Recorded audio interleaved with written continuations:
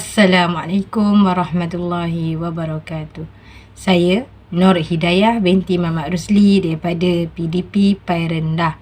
Angka giliran 20221823800011. Yang saya hormati pensyarah EDUP 2113D iaitu Puan Sharifah Wahidah Hanim bin Syed Jamalil. Okey, pada hari ini saya akan membentangkan bahan pembelajaran berdasarkan model Ashworth. Saya akan terangkan apakah yang dimaksudkan dengan Ashworth. A, S, S, U, R, E. Ada 6 huruf. A iaitu analyze learner, itu menganalisis pelajar. S, state objective, menyatakan objektif atau hasil pembelajaran. S, select method, iaitu select method, media and material, pilih kaedah, media dan bahan sumber. U, utilize media and material, iaitu gunakan media dan bahan sumber. R, require learner participant, iaitu libatkan pelajar dalam pembelajaran. E, evaluate and revise, nilai dan semak semula. Ashworth A yang pertama. A yang pertama yang maksud analyze learner, menganalisis pelajar. Apa yang kita nak analisis pelajar? Yang pertama, kita kena tengok ciri-ciri umum pelajar, termasuklah deskripsi tentang umur pelajar, tingkatan, latar belakang serta pengetahuan dan kemahiran sedia ada pelajar tentang tajuk kandungan pembelajaran. Okay, sebagaimana bahan ciptaan saya ni, saya buat berdasarkan budak darjah 1, iaitu satu bestari. Bilangan dalam kelas tu 30 orang pelajar, 30 orang murid, terdiri daripada 14 orang perempuan dan 16 orang lelaki yang berumur 7 tahun. Pengetahuan sedia ada iaitu murid-murid pernah melihat ibu bapa mereka mengambil wuduk di rumah. Kelemahan mereka, murid-murid tidak dapat membezakan di antara perkara sunat dan perkara rukun wuduk. Okey, seterusnya kita akan pergi pada S. S yang pertama iaitu state objective, menyatakan objektif ataupun hasil pembelajaran. Objektif pembelajaran perlu dinyatakan dengan jelas supaya guru lebih fokus kepada perkara yang sepatutnya dipelajari dan dikuasai oleh pelajar. Yang kedua, setiap aktiviti pengajaran dan pembelajaran yang dirancang adalah untuk menyampaikan maklumat berdasarkan objektif pembelajaran. Yang ketiga, penggunaan kaedah dan media yang bersesuaian dapat dipilih kerana guru telah fokus terhadap pengetahuan, kemahiran dan sikap yang perlu dikuasai oleh pelajar. Yang keempat, objektif pembelajaran ini berfokuskan kepada apakah pengetahuan, kemahiran dan sikap yang baru untuk dipelajari oleh murid-murid. Okey, kita tengok bahan pembelajaran saya bagi huruf S, state objective, iaitu pelajar akan dapat yang pertama menyenaraikan rukun dan sunat wuduk. Yang kedua, pelajar akan dapat membezakan perkara rukun dan sunat wuduk. Yang ketiga, pelajar akan dapat melakukan cara berwuduk dengan betul. Okay, terdapat 3 objektif yang akan saya fokuskan terhadap pembelajaran saya pada hari ini. Okey, boleh tengok slide saya seterusnya. Di sini saya sertakan slide saya yang ketiga yang saya ambil daripada DSKP Sekolah Agama Negeri Johor, iaitu 4.6.1 rukun wuduk sunat. Rukun wuduk dan sunat wuduk. 4.6.2 cara melaksanakan wuduk sempurna. Okey, ini contoh slide saya, slide ketiga, slide keempat dan slide kelima. Slide keempat mengandungi rukun wuduk dan slide kelima mengandungi perkara-perkara sunat wuduk. Okey, seterusnya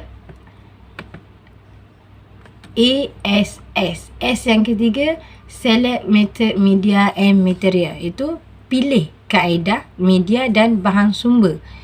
Okey, kaedah pengajaran dan pembelajaran yang saya akan gunakan untuk mengaplikasikan pembelajaran saya, iaitu pertama kaedah perbincangan, iaitu perbincangan antara pelajar dan guru.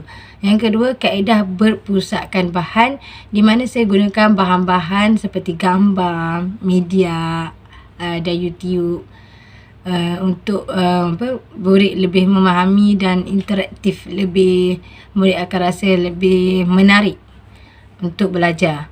Yang ketiga, saya juga guna kaedah penyoalan, di mana selepas video yang saya paparkan, saya akan tanya apa yang mana rukun, yang mana sunat wuduk.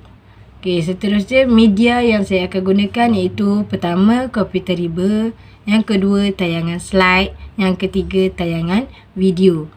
Bahan sumber pengajaran dan pembelajaran yang digunakan iaitu komputer riba, tayangan slide, tayangan video, bahan 2D iaitu gambar orang berwuduk dan lembaran kerja. Okey, seterusnya U. Utilize media and material, iaitu gunakan media dan bahan sumber. Okay, maksud penggunaan media dan bahan dalam pengajaran adalah penting kerana hal ini menjadi penentu kepada keberkesanan proses pengajaran dan pembelajaran. Guru boleh menggunakan internet dalam proses pengajaran dan menyediakan bahan pengajaran dalam bentuk nota ataupun bentuk latihan. Seterusnya, media dan bahan yang dipilih akan menyediakan persekitaran yang sesuai untuk pembelajaran pelajar. Selain itu, pemilihan bahan dan media tersebut adalah bersesuaian dengan pengalaman pelajar. Jadi, akhirnya dapat mendatangkan manfaat kepada para pelajar. Okey, maksudnya sini gunakan media ni menjadikan murid ni lebih menarik minat murid untuk belajar dan akhirnya dapat manfaat kepada murid tersebut.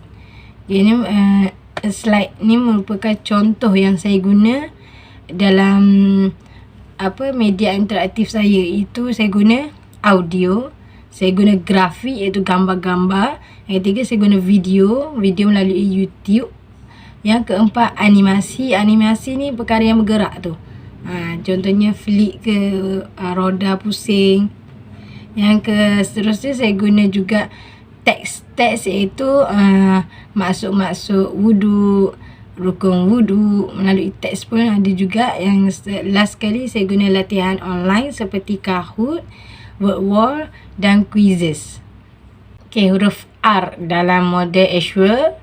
R maksudnya require learner participation, iaitu libatkan pelajar dalam pembelajaran. Maksudnya di sini pembelajaran mestilah dua hala, iaitu di mana daripada input daripada guru dan juga daripada murid. Okey, di sini murid akan terlibat secara aktif. Okey, contoh RPH yang saya buat, set induksi, saya gunakan pemusatan bahan dan murid. Langkah pertama, saya guna pemusatan bahan dan murid juga. Langkah kedua, pemusatan murid dan guru. Langkah ketiga, pemusatan bahan dan murid. Langkah keempat, pemusatan murid dan bahan. Penutup, pemusatan guru, murid dan bahan. Okey, berikut merupakan slide saya yang menunjukkan RPH saya daripada set induksi. Itu saya gunakan pemusatan bahan yang digunakan bahan maujud, iaitu botol air yang mengandungi air bersih, di mana bahan tu akan digunakan supaya murid-murid berfikir apakah kegunaan air bersih selain daripada minum. Itu merupakan pemusatan bahan dan murid pun akan bagi respon guna apa air tu. Okey, seterusnya langkah pertama tadi saya kata guna pemusatan pemusatan bahan dan murid juga, itu di mana saya menayangkan video YouTube, rukun wuduk dan sunat wuduk. Di situ merupakan bahan dan murid pun akan cikgu akan tanya balik dan murid akan jawab. Pemusatan bahan dan murid. Okey, seterusnya slide seterusnya langkah 2, langkah 3 dan penutup.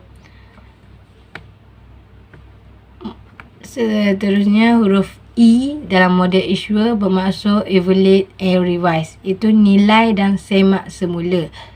Okay, nilai macam mana membuat kesimpulan dan rumusan daripada keseluruhan pembelajaran pada hari ini.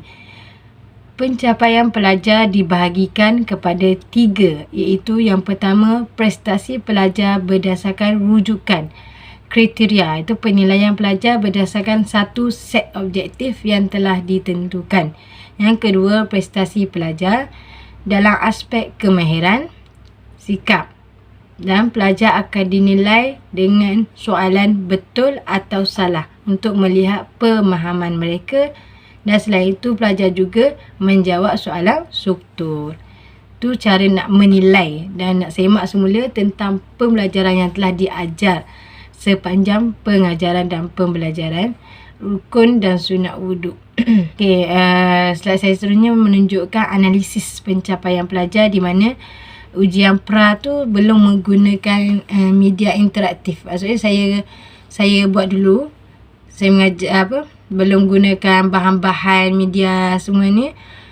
Pelajar hanya mendapat separuh lah daripada markah penuh, berbanding bila ujian post selepas saya menggunakan semua bahan-bahan interaktif dalam video saya ini.